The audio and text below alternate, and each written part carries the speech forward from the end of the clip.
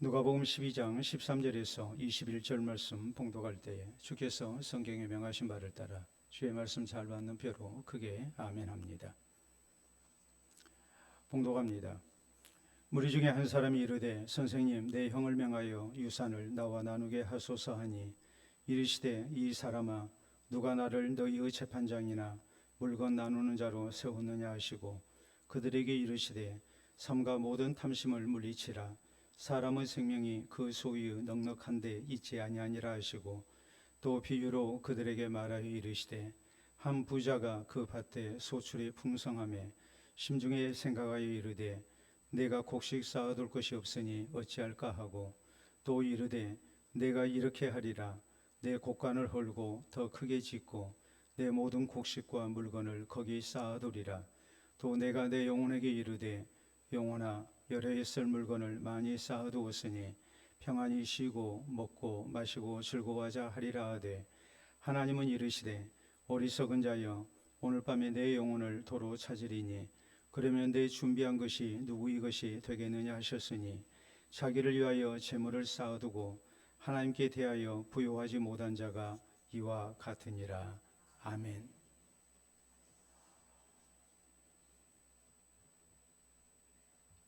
역사에 남는 유명한 정복왕이 있습니다. 바로 마케도니아의 알렉산드로스 대왕입니다. 우리가 영어로 알렉산더 대왕이라고 그러죠. 이 알렉산드로스 대왕은 정복자로도 유명했지만 또 한편으로 술꾼으로도 유명했습니다.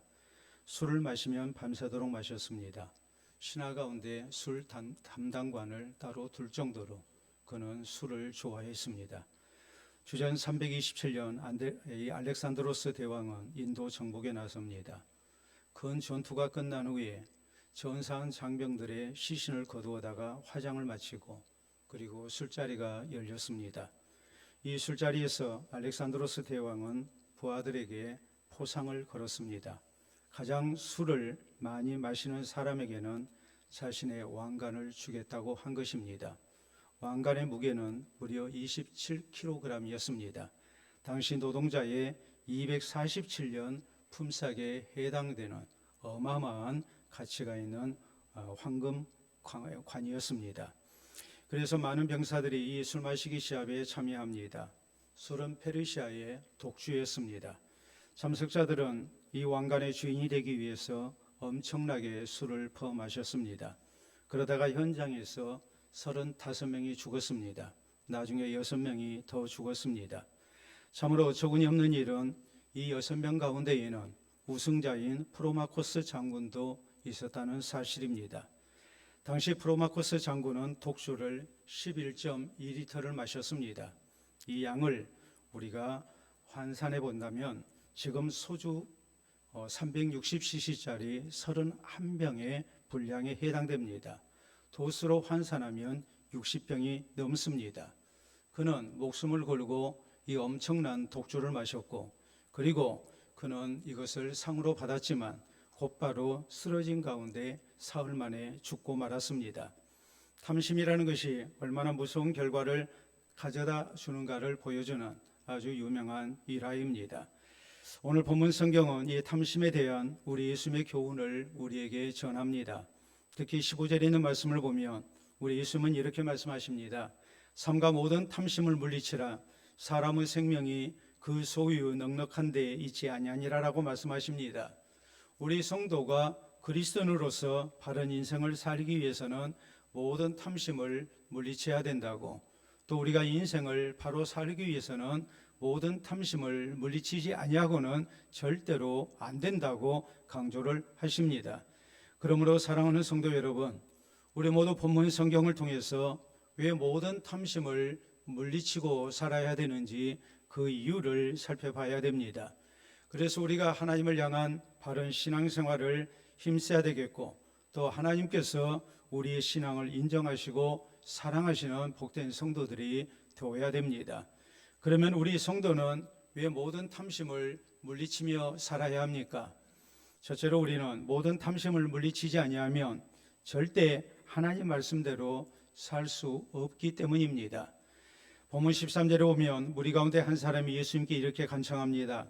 선생님, 내 형을 명하여 유산을 나와 나누게 하소서. 지금 이 사람은 아버지가 돌아가시면서 남긴 유산 문제로 형과 다투고 있었습니다. 그러므로 예수님께 나와 간청합니다. 제발 내 형을 설득해서 동생인 내 몫을 찾을 수 있게 해달라고 예수님께 간절하게 부탁합니다. 14절에 예수님은 이 사람의 요청에 대해서 이렇게 말씀하십니다. 이 사람아, 누가 나를 너희의 재판장이나 물건 나누는 자로 세웠느냐라고 말씀을 하십니다. 우리 예수님은 이런 문제를 해결해 주시기 위해서 이 땅에 오신 분이 아니라는 뜻입니다. 재산 분배에 대한 문제라면 재판장을 찾아야 할 것이요, 또 물건을 나누는 자에게 부탁을 해서 공정하게 내 몫을 찾아야 할 것입니다. 이건 예수님이 하시는 일이 아닙니다. 그렇기 때문에 예수님은 이것을 거절하십니다. 우리 예수님은 죄인된 우리를 구원하시기 위해서 이 땅에 오셨습니다. 우리 육신의 문제보다도 영혼의 문제를 해결해 주시기 위해서 우리 가운데 오신 분이 바로 예수님이십니다. 그러므로 예수님을 찾을 때에 신앙적인 바른 동기와 목적이 있어야 되는데, 이 사람은 예수님을 찾기는 찾았지만 예수님을 찾는 목적이 바로 되지 못했습니다. 그러므로 예수님께서 이 사실을 지적하고 계신 겁니다.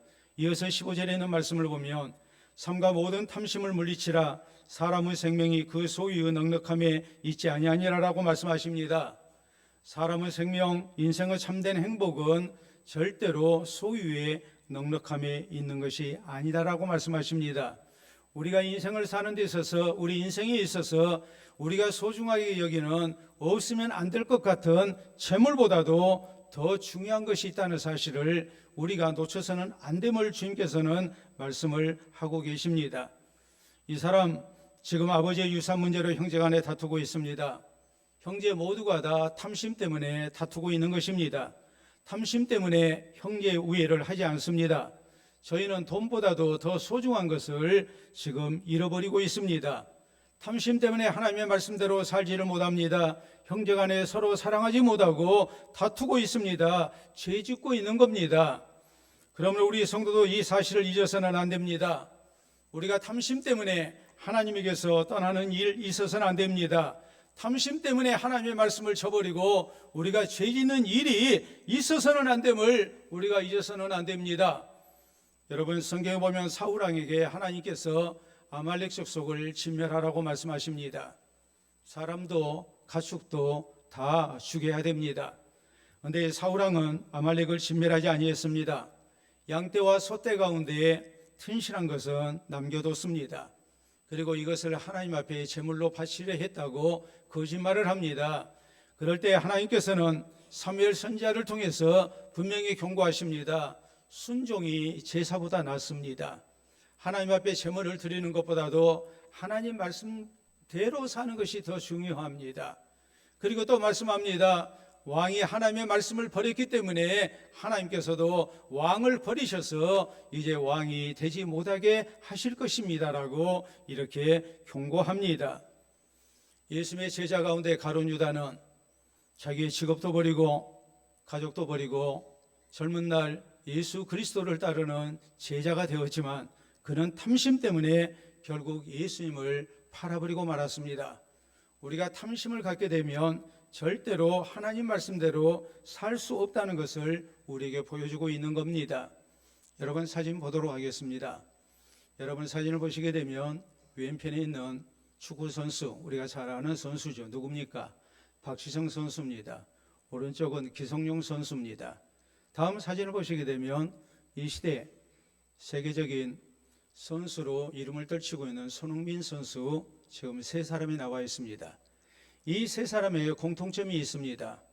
그 공통점을 우리가 보자면 크게 세 가지입니다. 첫째는 유명한 축구 선수입니다. 또 이 세 선수는 모두가 다 국가대표 주장을 역임했습니다. 지금 현재 우리나라 국가대표팀 주장은 바로 손흥민 선수입니다. 그런데 이 세 선수의 또 하나의 공통점이 있습니다. 그것은 다른 것이 아니라 중국과 사우디아라비아에서 저희를 영입하려고 했지만 천문학적인 금액을 주고 영입하고자 했지만 세 사람 모두 거절했다는 사실입니다. 박시영 선수가 영국 프로팀에서 이렇게 선수 생활을 하고 있을 때 중국에서 연봉 수백억 원을 제시하면서 이렇게 자기 팀으로 들어오라고 제안을 했습니다. 이때 박시영 선수는 아주 유명한 말을 합니다. 대한민국 대표팀 주장은 중국을 가지 않습니다라고 했습니다. 다음으로 기성용 선수가 역시 영국 프로팀에서 뛰고 있을 때에 중국에서 또 엄청난 연봉을 제시하고 영입을 시도했습니다. 세금을 공제한 후에 지불하는 금액이 무려 220억 원을 제시를 한 겁니다. 이때의 기성용 선수는 박지성 선수의 박지성 형의 조언대로 대한민국 주장은 중국을 가지 않는다 하고 거절했습니다. 얼마 전에 손흥민 선수 영국 프로팀에서 역시 뛰고 있는 유명한 선수죠. 이 선수에게 사우디아라비아에서 연봉 427억 원을 제시하면서 이렇게 영입을 시도했습니다. 여기에 대해서 손흥민 선수는 기성용 형 말대로 대한민국 주장은 중국의 이 사우디아라비아에 가지 아니한다고 했습니다. 다른 나라 선수들은 수백억 원의 연봉을 받고 중국이나 중동팀으로 이적했습니다. 그러나 대한민국 국가대표팀 주장으로서 품위를 지키기 위해서 조금도 망설임이 없이 계속해서 저희는 이 모든 것을 그냥 거절했습니다. 돈을 따라서 움직이는 프로 선수지만 돈보다도 더 중요한 것이 있음을 잊지 않았습니다. 나라를 사랑하는 마음, 이것을 생각하며 명예를 선택했습니다. 그래서 이런 선수들을 우리가 더욱 인정하고 사랑하고 있는 것입니다. 사랑하는 성도 여러분, 성경은 디모데전서 6장 6절 이하에 우리에게 말씀하십니다. 자족하며 살아야 된다. 부하려 하는 자들은 시험과 올무와 여러 가지 어리석고 해로운 욕심에 떨어지나니 곧 사람으로 파멸과 멸망에 빠지게 하는 것이라. 돈을 사랑함이 일만하고 뿌리가 되나니 이것을 탐내는 자들은 미혹을 받아 믿음에서 떠나 많은 근심으로써 자기를 찔렀도다라고 성경은 경고하십니다. 우리 성도가 탐심을 가지면 신앙에서 멀어지기 쉽다는 말이요, 절대로 바른 신앙생활을 할 수 없음을 경고합니다. 실제적으로 그렇습니다. 우리가 탐심을 가지게 되면 내 양심을 팔게 될 때가 많습니다. 불법을 저지릅니다. 탈법을 저지릅니다. 뿐만 아니라 우리의 신앙까지도 파는 경우가 얼마든지 있을 수 있음을 우리는 두렵게 여겨야 됩니다. 무엇보다도 우리가 탐심을 갖게 되면 하나님의 말씀대로 살지를 못합니다.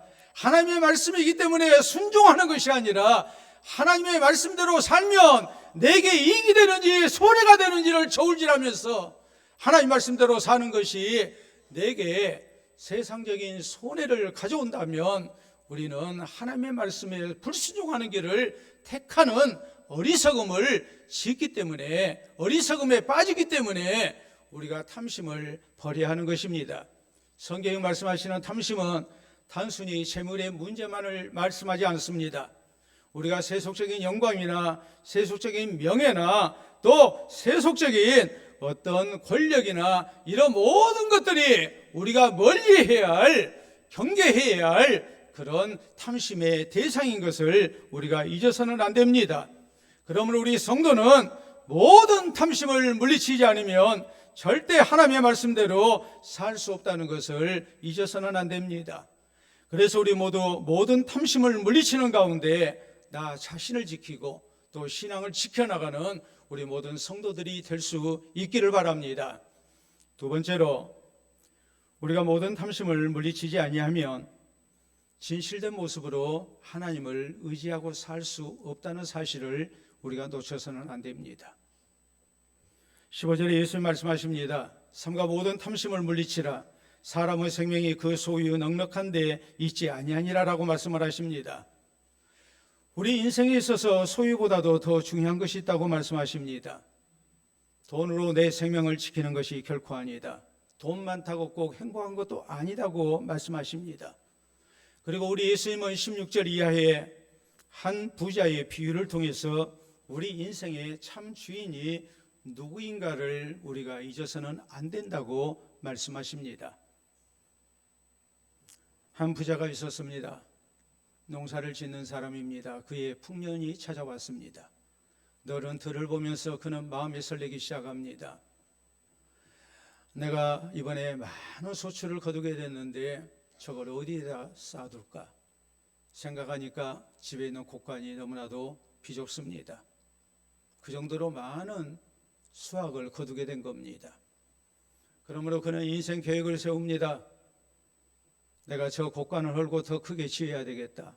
그리고 내가 거두어들인 것을 거기에 가득 쌓아두고 내 영혼대로 말하기를 내 영혼아 평안히 쉬고 먹고 마시고 즐기자 하리라라고 이렇게 말합니다.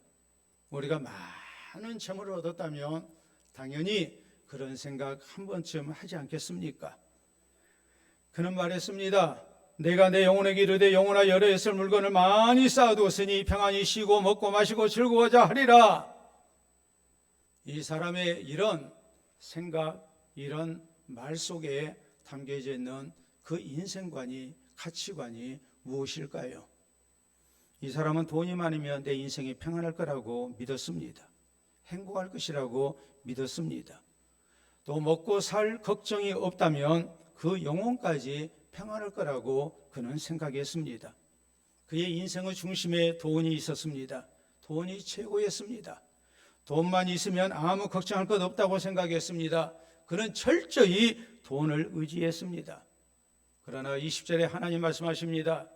하나님은 이르시되 어리석은 자여 오늘 밤에 내 영혼을 도로 찾으리니 그러면 내 준비한 것이 누구의 것이 되겠느냐라고 말씀하십니다. 우리 예수님의 이 교훈의 핵심이 무엇일까요? 우리 생명의 주인은 내가 아니라는 말입니다. 돈도 아닙니다. 돈 없이 못 살고 돈 많으면 우리가 좀 남들보다 더 유족하게 또 편안하게 살 수 있습니다. 그렇다고 해서 돈이 내 인생의 주인은 결코 아닙니다. 우리 인생의 주인은 오직 하나님이십니다. 하나님께서 내 생명을 주장하십니다. 세상의 모든 일을 주장하십니다. 그렇기 때문에 우리 성도는 돈보다도 내 삶의 주인 대신 하나님을 의지하고 살아야 됨을 강조하신 것입니다. 탐심 가운데 돈이 하나님이 되어 있고 돈이 내 인생의 주인이 되어 있고 돈이 나에게 있어서 최고의 가치가 되어 있었고 돈이 나의 든든한 성이 되어 있었습니다. 그렇기 때문에 우리 예수님은 이것을 크게 책망하신 것입니다. 따라서 우리 성도는 모든 탐심을 물리쳐야 됩니다. 재물보다도 하나님을 의지하고 살아야 됩니다. 탐심 가운데 하나님보다 재물을 더 의지하고 사는 어리석음이 우리에게 있어서는 안 됩니다. 성경에 보면 우리 하나님께서 애굽에서 노예 생활하던 이스라엘 백성들을 불러내시고 저희를 하나님의 백성으로서 보호하십니다. 광야 생활할 때에 이 백성들에게 하나님은 날마다 하늘에서 만나를 주셨습니다. 만나는 진주 알갱이처럼 생겼고 이것을 가져다가 구워 먹기도 했고 삶아 먹기도 했고 혹은 가루로 만들어서 전 모양으로 부쳐 먹기도 했고 과자를 만들어 먹기도 했습니다. 달고 맛있는 음식이었습니다. 그런데 우리 하나님은 하루분만 주셨습니다. 날마다 나가서 거두게 하셨습니다. 하나님의 의도하신 뜻이 무엇일까요? 다름이 아닙니다. 날마다 하나님 의지하고 살아라는 겁니다. 하나님을 향한 신앙으로 살아라는 겁니다.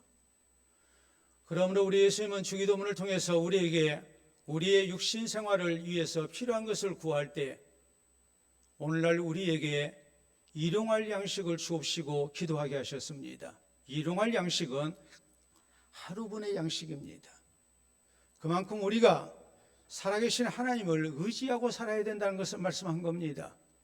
우리가 세상에 의지할 것 많이 있지만 이 모든 것보다도 근본적으로 우리 삶의 주인 되시는 하나님을 의지하고 사는 것이 가장 중요하기 때문에 우리 예수님은 그렇게 강조하신 것입니다.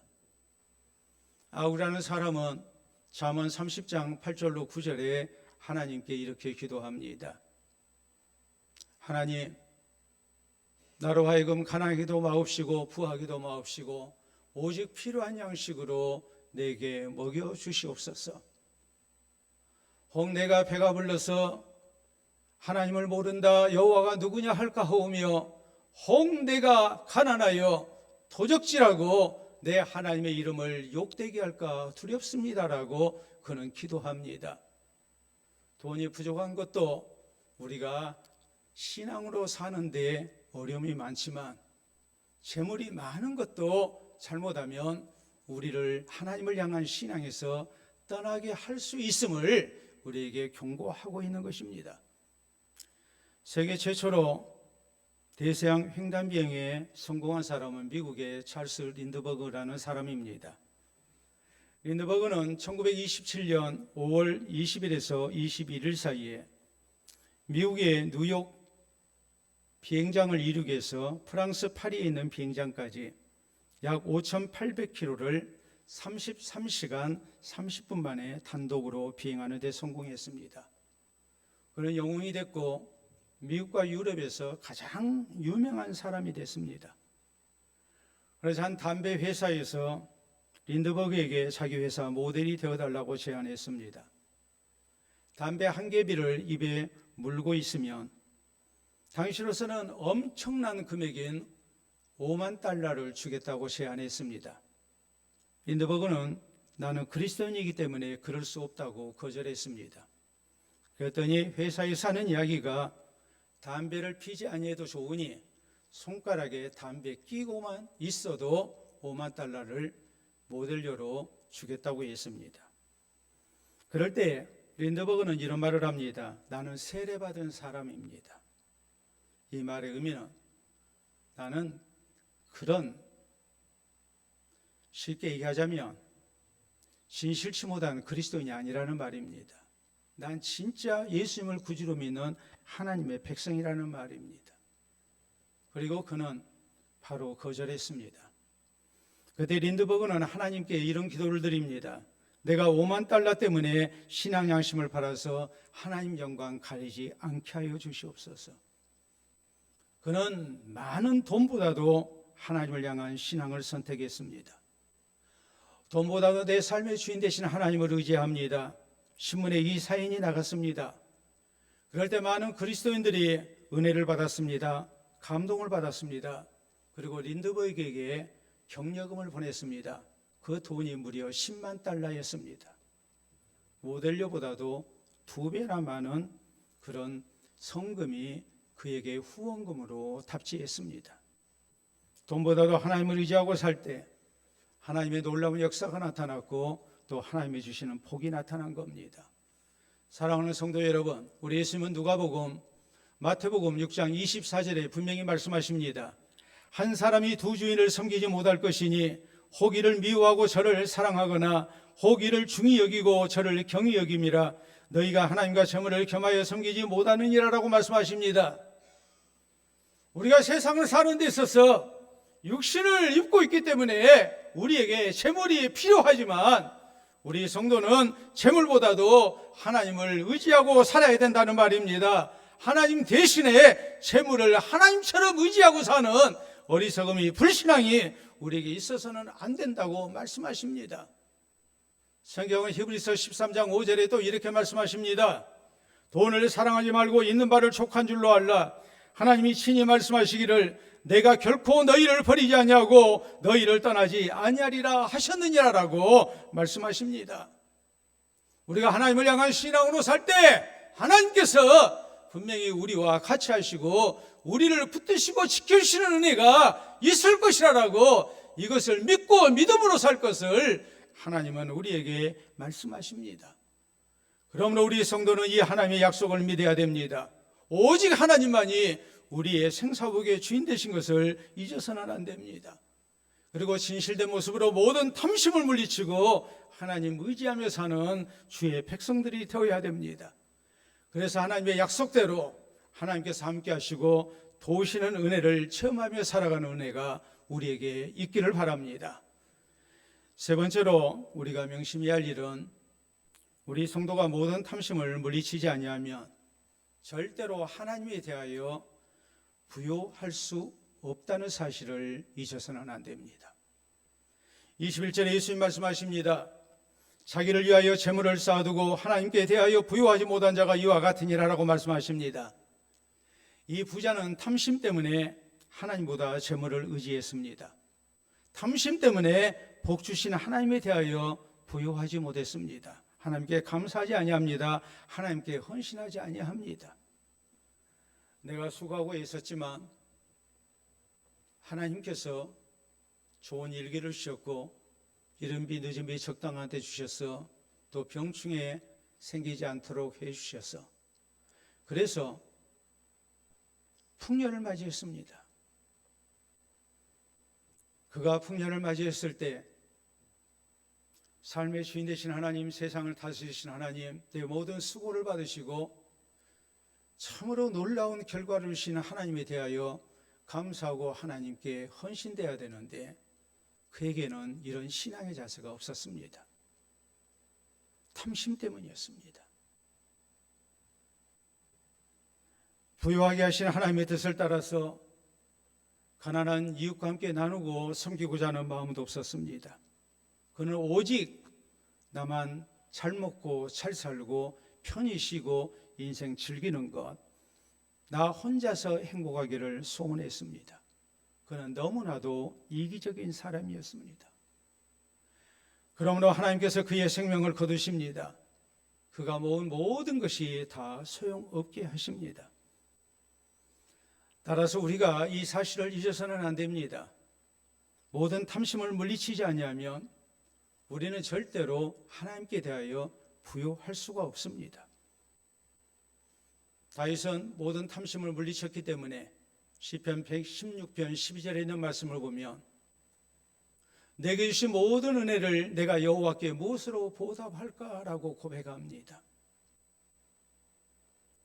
가난하지 막내 아들이었던 나를 하나님께서 이스라엘의 왕이 되게 하셨습니다. 이 모든 것이 다 하나님의 은혜입니다. 가난하게 살았기 때문에 재물에 대한 욕심이 얼마든지 있을 수 있습니다. 그러나 다윗은 그리하지 않았습니다. 그는 탐심의 노예가 아니었습니다. 탐심을 버렸기에 내게 주신 하나님의 은혜를 잊지 아니합니다. 그리고 하나님을 향해서 그 모든 은혜를 보답하기를 원합니다.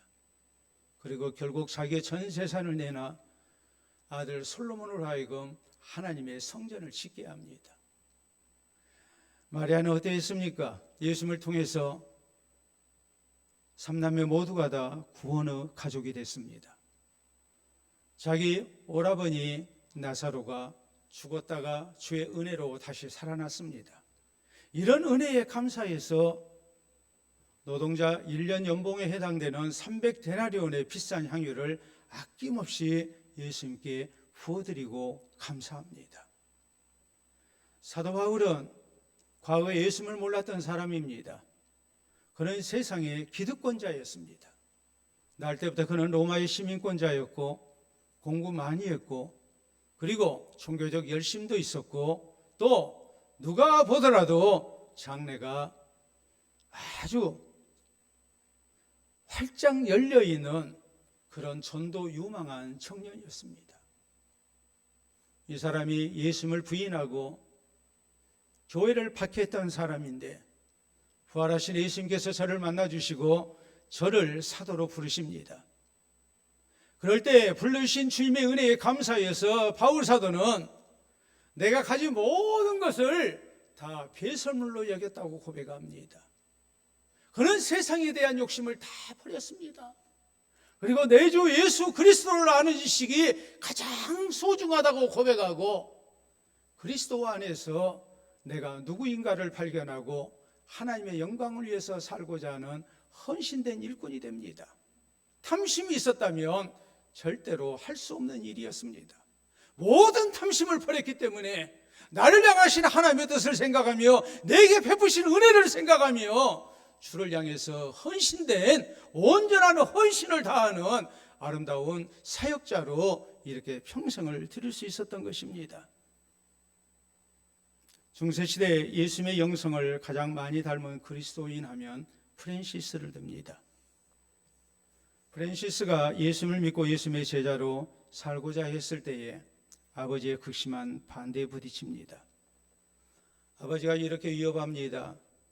내가 예수님의 제자로 산다면 내 아들로 인정하지 않겠다. 너에게 재산 한 푼도 상속할 수 없다고 했습니다.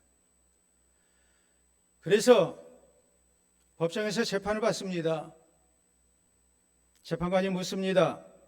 예수님의 제자로서 평생을 헌신할 것인가?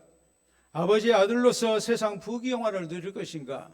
선택하라고 했을 때에 프란시스는 법정에서 나는 아버지의 아들로서 세상의 부귀영화 누리는 대신에 예수님의 제자로서 나는 주를 위해 살겠노라고 이렇게 선택을 합니다.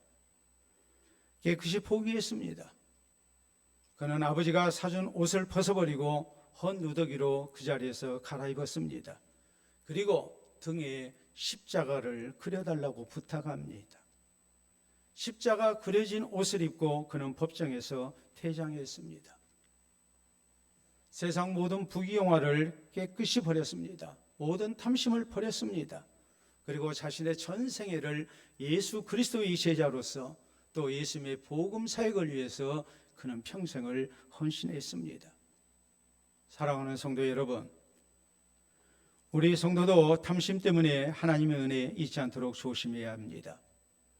분명한 사실은 탐심을 가지면 절대 하나님을 향한 감사가 있을 수 없습니다. 불만과 불평이 그치지 않습니다. 하나님께 대하여 부요할 수가 없습니다. 구원받은 성도로서의 바로된 헌신이 있을 수 없습니다. 하나님의 뜻을 따라서 연약한 이웃을 사랑하고 섬기지도 못합니다. 그리스도인으로서 바른 신앙생활 할 수가 없습니다. 그러므로 우리 성도는 모든 탐심을 물리쳐야 됩니다. 그래서 내게 베푸신 은혜에 늘 감사하고 하나님과 이웃에 대하여 부요한 모습으로 살아가는 아름다운 은혜가 우리의 모습 될 수 있기를 바랍니다. 사진 하나 보도록 하겠습니다. 뭔가요? 달팽이입니다. 달팽이는 느림의 대명사입니다. 세상에서 제일 느리게 기어가는 것 하면 우리는 거북이보다도 달팽이라고 생각합니다. 달팽이는 피부 호흡을 합니다. 그러므로 낮에는 뜨거운 햇볕 때문에 몸이 마르지 않도록, 몸이 마르면 죽기 때문에 등에 진 껍질로 된 집에 들어가 숨어 있다가 밤에 나와서 비로소 활동합니다. 이런 달팽이의 모습을 통해서 깨달은 소중한 인생의 지혜를 노래한 시가 있습니다. 보도록 하겠습니다. 껍질, 김재윤 시인이 쓴 시입니다. 작고 느리고 힘없는 달팽이는 안다. 제가 질 수 있는 만큼의 껍질을 가져야 한다는 것을. 나는 집을 만드는가, 짐을 만드는가. 크고 무겁고 두꺼운 껍질을 등에 지고 쉴 새 없이 더 크게, 더 많이, 더 빠르게, 더 힘센 껍질을 만드는 나의 숨을 헉헉 누르는 껍질, 그랬습니다. 우리가 지나친 탐심 가운데 내 인생을 바로 살지 못하는 그런 안타까운 모습이 너무나도 주변에 많다는 것을 지적하는 시입니다. 이것이 불신자에게만 해당되는 시가 아니죠. 우리 그리스도인들은 더더욱 그리하지 않겠습니까? 하나님이 우리를 이 땅 가운데 보내시고 자유로운 영혼이 되게 하셨습니다. 예수 그리스도 안에서 구원받은 자유로운 영혼 되게 하셨고, 하나님 안에서, 예수 그리스도 안에서 자유함을 얻고 날 향하신 하나님의 뜻을 이루며 우리가 하나님 나라의 영생과 영광에 들게 하셨습니다. 우리는 이 지상에서의 삶이 잠시 잠깐이라는 것을 믿는 사람이고 육신의 삶이 전부가 아니라는 것을 알고 있는 사람들입니다. 우리에게 분명히 집이 필요합니다. 그러나 우리가 너무 크고 단단한 큰 집을 우리가 원한다면 결국 그것은 집이 아니라 짐이 되고 말 것입니다. 나의 숨을 막히게 하는, 나를 바로 살지 못하게 하는 무거운 짐이 되고 말 것입니다. 사랑하는 성도 여러분, 우리 성도는 그리스도인으로서 바른 신앙생활을 하려면 모든 탐심을 물리쳐야 됩니다. 모든 탐심을 물리치지 않으면 우리 성도는 절대로 하나님 말씀대로 살아갈 수 없습니다. 진실의 모습으로 하나님 의지하고 살아갈 수도 없습니다. 하나님 은혜에 감사하면서 하나님에 대하여 부요할 수도 없습니다. 그러므로 우리 성도는 예수님의 말씀대로 모든 탐심을 물리쳐야 됩니다. 하나님께서 내게 주신 것에 늘 찾아가며 사는 성도가 되어야 됩니다. 그래서 진실된 모습으로 바른 신앙생활을 힘쓰고 또 하나님을 향한 신앙을 지키는 가운데 하나님께서 더욱 사랑하시는 우리 모든 성도 되시기를 우리 주님의 이름으로 축원합니다. 우리 함께 기도합니다.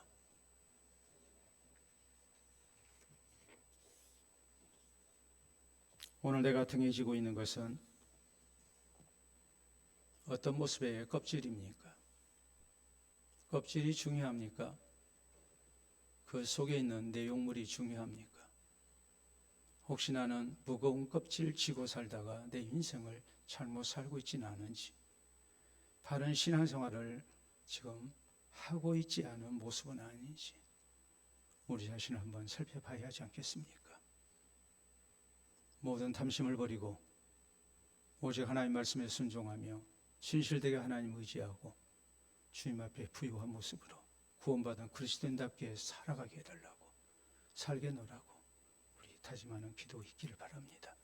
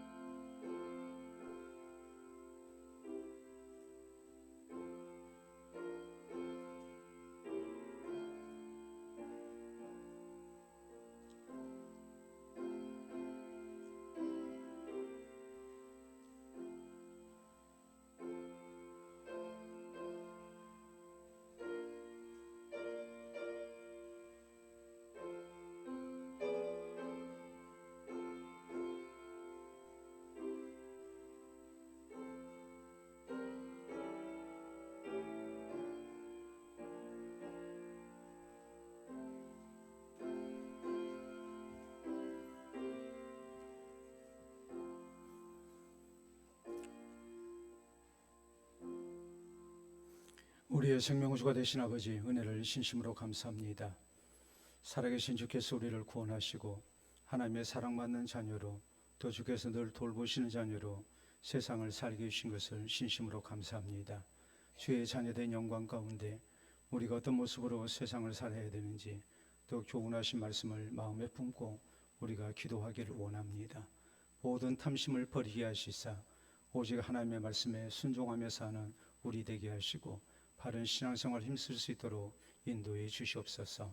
탐심 때문에 행여 하나님 대신에 세상 재물을 의지하는 어리석음 있지 않게 하시고 우리의 생사복의 주인 되신 하나님을 기억하며 구원의 하나님을 향한 감사 속에 우리를 향하신 하나님의 뜻을 이루기 위하여 즐거이 헌신되는 삶을 우리가 살기를 원합니다.